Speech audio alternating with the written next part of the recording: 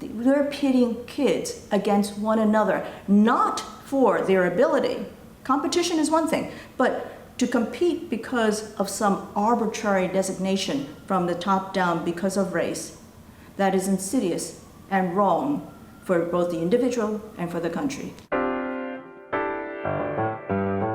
If you're talking about the problems of disparity, if you're talking about structural racism, education must be front and center. Our mission is to redistribute wealth. A lot of people bristle at that phrase. That is, in fact, the phrase we need to use. The status quo is broken. For thousands and thousands of students in neighborhoods all over New York City, the message has been, these specialized schools aren't for you. There were too many Asians, and that is an offensive thing. You should never say that there's anything like too many of this or overrepresented, underrepresented. That's kind of ridiculous.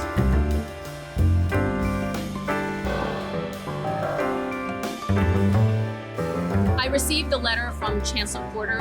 I mean, to say things like our children, our Asian children, Asian American student, not the students of New York City?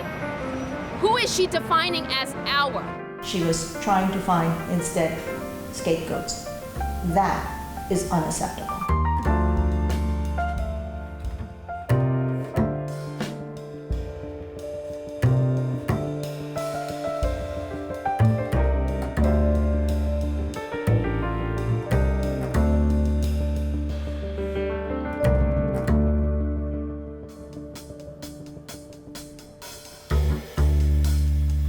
And the government should not be looking for scapegoats.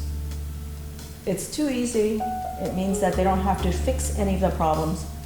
Instead, you just target a different group. Every several years, you could find another group to target.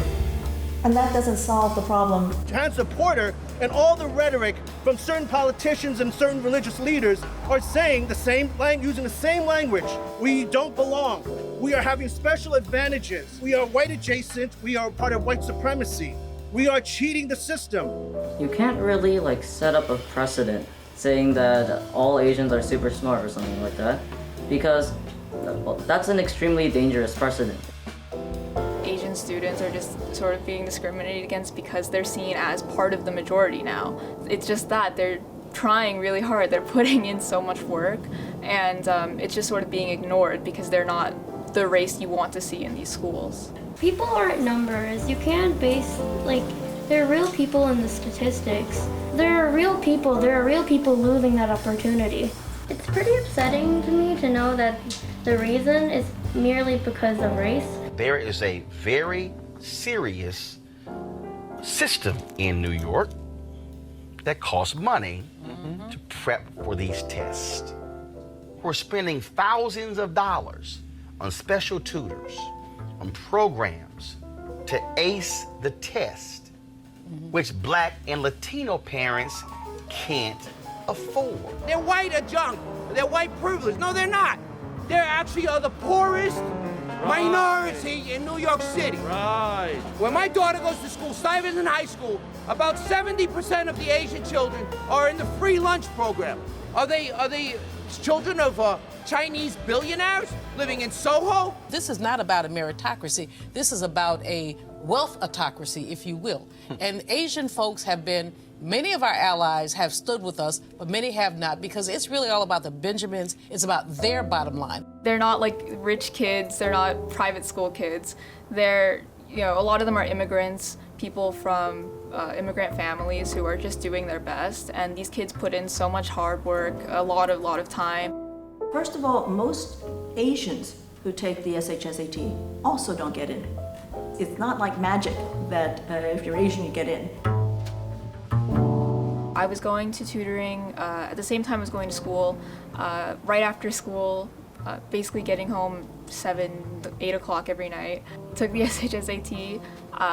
Even after all the hard work, it was really stressful, but I ended up getting basically the cutoff score for Stuyvesant, and I was really excited. I was the second student ever from my school, I think, to have gotten into Stuyvesant.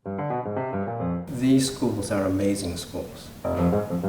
They have produced 14 Nobel Prize winners, a bunch of winners in all kinds of academic prizes in research and science.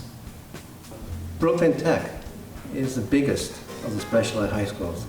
And from the mid-70s to the mid-90s, more than half, every single year, 20 continuous years, more than half of the students were black or Hispanic.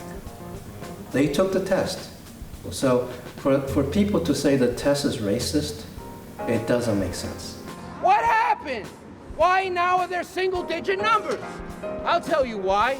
Because they gutted the whole gifted and talented programs, and those were the pipeline to these specialized high schools. There was a pushback on merit. They wanted equal outcomes and equal access. In some neighborhoods, they fought back. So they got to keep the gifted and talented programs. But the neighborhoods which did not fight back lost their gifted and talented programs, where they were mostly black and Hispanic, in fact. Why do they pick on Asians? You're talking about critical race theory. And it just burst into the scene in the last 10 years or so. And it's an ideology, a political ideology of race war, of racial hatred. And Asians got targeted because of that. People are not just a race. Asians are overrepresented, blacks are underrepresented. To me, that is extremely offensive because one Asian does not represent another Asian. One black does not represent another black. To say that an Asian is overrepresented at Harvard is to say if they admit one Asian student, he represents another one that didn't get in. Well, how did that happen? Did he get delegated in some way? Was he elected to represent? Does he take courses on behalf of the student who didn't get in? Is he going to get a job as a representative of the student who didn't get in? There's no such thing as representation by race. So that whole language of represented, overrepresented, is basically saying Asians or whites or blacks are mutually substitutable. 这个单纯的身份引入到引进的这些肤色啊、背景的东西做法，我可以告诉你，在中国的文革的时候啊，一个学生他可能会被称为红五类或者是黑五类，为什么？不是因为这个人这个学生他自己的问题，而是他的身份、他的背景，他们就引进了这个东西。所以也就是说，纽约现在其实就是要按他们的意识把世界变成什么样子，而不是说按照我们每一个自由的人，通过自由的竞争在这个机会平等的制度下，去创造出来一个色彩缤纷的世界。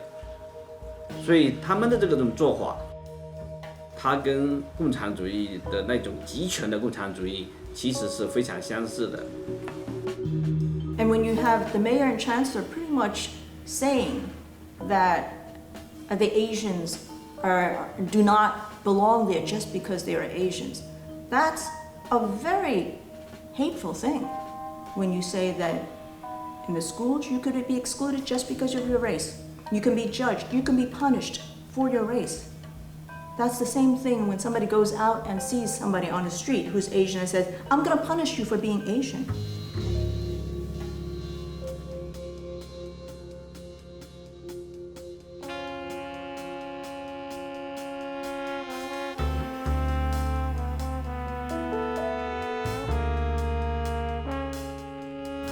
You don't belong here.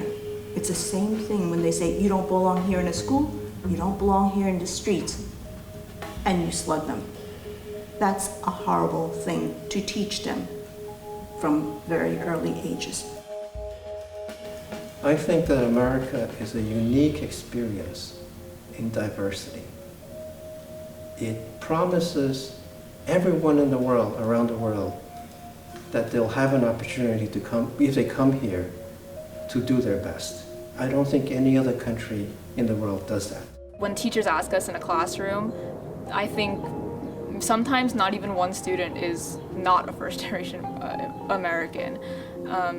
We're all very lucky to have the opportunities we have, and I think all those students recognize that they wouldn't have the same opportunities if their parents hadn't come to America. And people have come and have contributed.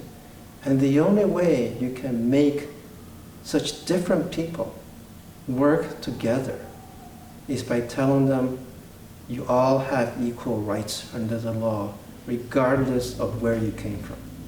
This is where you do your best, you get into a good college, and that's sort of, for most kids, it's what you're seeing as like the start of your career. That's where your success comes from, is your education. So we all value education pretty much over anything else in our lives right now. We cannot have an allocation system of equal outcomes, because then it wouldn't work. People from different places would not get along. People have to trust that they'll be given a fair chance regardless of where they come from, as long as they contribute. And that's why if you look at what made this country so successful, are the people from around the world. And if we lose that, this experiment would have failed.